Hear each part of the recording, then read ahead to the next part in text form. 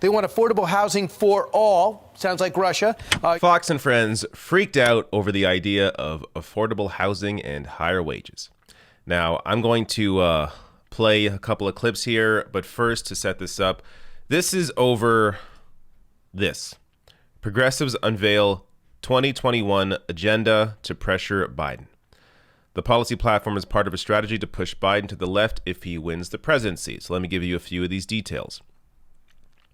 Known as the Working Families Party's People's Charter, the 1,000-word proposal calls for universal free health care, a jobs program employing 16 million people, retroactive hazard pay for essential employees, and the reallocation of resources from policing toward education and other services. It also promotes giving the public an ownership stake in firms that receive bailouts, as well as buying out gas and oil companies, among other policies. All policies that make total sense. If you care about people as a whole, you care about society, all of this makes perfect sense. But watch here as Fox and Friends, Brian Kill meets Fox and Friends, along with Georgia Congressman Doug Collins, who's now running for Senate. Watch them react to this agenda. The squad and these progressives have combined forces to form one group calling the Working Families Party People's Charter. 1,000 words talking about they're demanding of Joe Biden, by the way, a $15 minimum wage, $16 billion immediately canceling student debt. They want affordable housing for all. Sounds like Russia. Universal or free health care. They want to give the public ownership stakes in all corporations, receiving bailouts, shifting money away from police departments towards communities. Imagine looking at the incoming eviction crisis, apart from all of the issues that existed before the pandemic. Just looking at the eviction crisis and thinking, affordable housing for all? Sounds like Russia. In America, if there aren't millions homeless and millions more in debt, well, then it's not just America. Affordable housing, totally a Putin plot. Truly unbelievable. So I'm going to go over more of this here. As I mentioned, the eviction crisis, calculating America's eviction crisis, this from MarketWatch, up to 40 million people are at risk of being kicked out of their homes. Before the pandemic, there was already a crisis. Housing is not affordable. Millions are homeless. Now you have up to 40 million people at risk of being homeless because of this crisis. No. Sounds like Russia. If you want to give those people homes, sounds like Russia. I can't get over that. On the issue of wages, really, you're going to complain about raising the minimum wage when you're on television making millions? As Bernie Sanders tweets here, wealth of U.S. billionaires in 2009, 1.3 trillion. Wealth of U.S. billionaires in 2020, 3.6 trillion.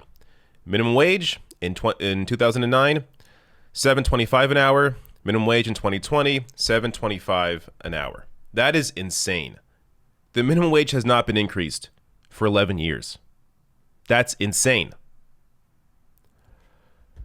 But no, this is a crazy socialist agenda, thinking that maybe if you're working, you should be paid properly. You should be able to afford food, housing, entertainment, the ability to live, enjoy yourself.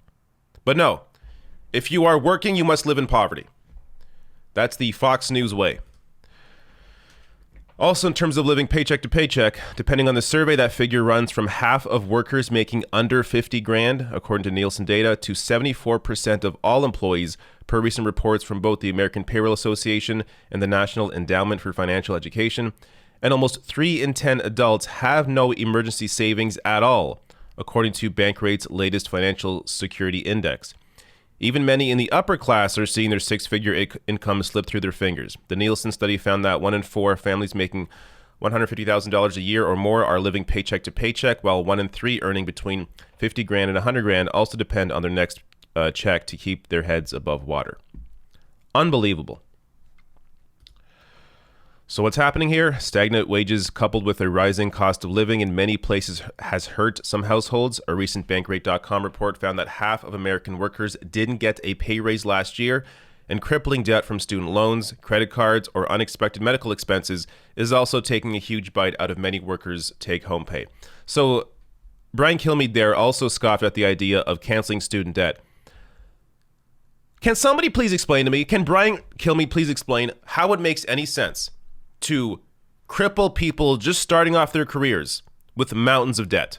How does that make any sense? When you have other countries around the world paying for the education of their people, don't you want the citizens in your country to be able to thrive? Not have to worry about paying off mountains of debt? Be able to afford? Be able to have some spending money? Be able to afford housing? Be able to put their money back into the economy? How can they do that if they're living in debt? These people are clowns. Total clowns. Now, on the issue of state ownership, which is a fantastic idea, the idea that if you are bailing out massive companies, why shouldn't there be a public stake in that company? Why should there be these massive public investments into private companies and only the private companies and their executives get to benefit? How does that make any sense? Again, it makes total sense to have public ownership of these corporations that you are bailing out. So on that point, this isn't something that is completely foreign to Americans. So at the federal level, there is the USPS. The Postal Service employs around 500,000 Americans while delivering a vital service. The Veterans Administration, a completely nationalized healthcare system, similar to the British NHS, is one of the most cost-effective healthcare enterprises in the U.S.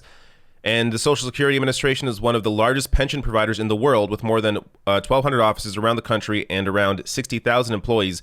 Its monthly checks have drastically cut poverty among the elderly. So there already is state ownership when it comes to certain aspects of society. But you also see in other countries now, with these bailouts, such as in Germany, that they have public stakes in some of these companies. So Lufthansa agrees to 9 billion euro bailout with German government, state to take 20% stake in airline, which has been struggling after coronavirus reduced flights. So this airline here, Lufthansa, they agreed to this bailout where the German government now owns 20% of that company. Of course, because they bailed them out. It makes perfect sense. But in America, the idea that you would give billions of dollars to companies and expect nothing in return, expect no ownership at all over that company, is insane. Of course, the public should benefit when they invest in massive private companies. There has to be some give and take here. And the Working Families Party had a field day with this. Really enjoyed this clip from Fox and Friends tweeting out, "Yes, Fox News, you uncovered our not secret, very popular agenda. $15 minimum wage and millions of new jobs, cancel student debt and no bailouts for billionaire CEOs, healthcare and affordable housing for all." On the healthcare point as well, I mean, I've talked about healthcare endlessly as somebody who has single-payer healthcare, who knows all the misinformation that you see from conservatives on Medicare for all. There is a reason why Canada instituted a single-payer system back in the 60s and we haven't gone back. There's a reason for that. It's because even under conservative governments, they have kept our single-payer system because it is popular. If it wasn't popular, if it wasn't working, then why haven't our conservative governments that we've had, why haven't they dismantled our healthcare system? It's because our single-payer system is incredibly popular. And conservatives in the U.S. also know that. They know if they went to Medicare for all, there'd be no going back, because people would understand, hey, not only am I covered completely, not only can I go to any walk-in clinic, get the healthcare I need, but also the wealthiest people in the country and my Congress people are on the same healthcare plan as I am. So how bad is it really going to get when everybody, including the wealthiest and people in Congress, are on the exact same healthcare plan as you are? But they fearmonger around the idea of giving everyone healthcare as if, again, it's somehow going to be detrimental to society.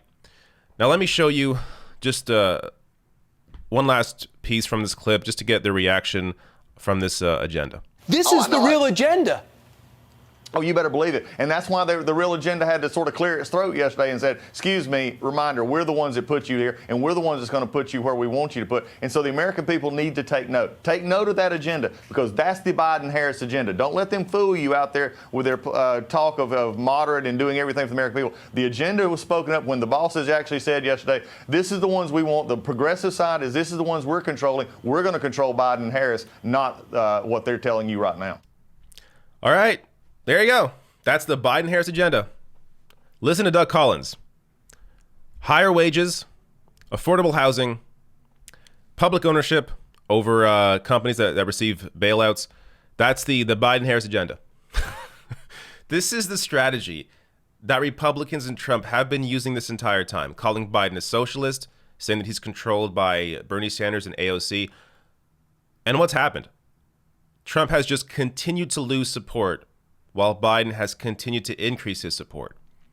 Now, you can say it's not because of their attacks. You can say it's because Trump is a complete disaster. But whatever the reasoning is, their attacks are not working. So whatever, keep making these the attacks. Keep saying that, yes, Joe Biden is a socialist, crazy socialist. He's going to actually help people. He's going to ensure that you all have health care. He's going to ensure you can afford a house. He's going to ensure that your wages are higher. Scary, scary Joe Biden agenda. Oh, well, guilty as charged. Now, of course, in reality, this is something that we will be fighting for on the left, or I prefer to say the people's worker side of the Democratic Party. Absolutely, we will be fighting for this. But Joe Biden ain't signing on to this. So if it happens, it's not going to be because of Joe Biden. It's going to be because of a massive movement pushing for this agenda for the people.